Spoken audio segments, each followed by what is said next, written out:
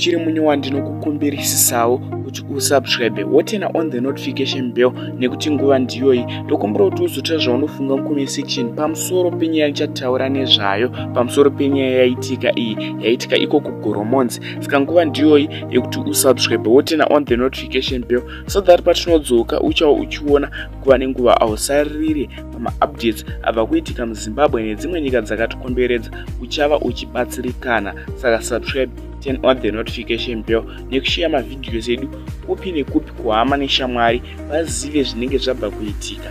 Ndisingakutorerei nguva yenyu, regai ningoti nyaya yangu gaga ningokutaurirai nyaya yaitika.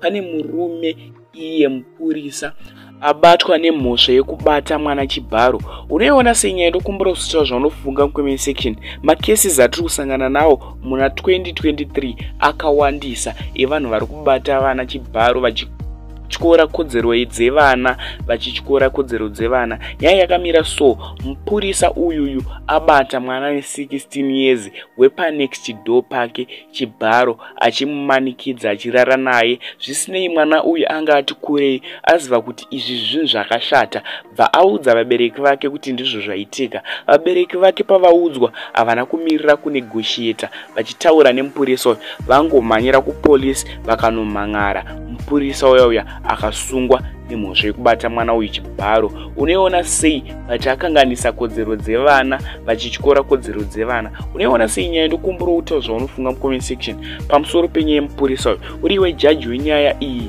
wanzi uitonge, unoitonga uchiita sei pamusoro peMupurisa uyu? Ndokumbira kuti utaura zvaunofunga mukome section. But please don't forget to subscribe, turn on the notification bell so that patichadzoka uchawa uchiona kuva nenguva nongokutenda nekuona kwaita vhidhiyo rinoiri uve nezuva rakanaka.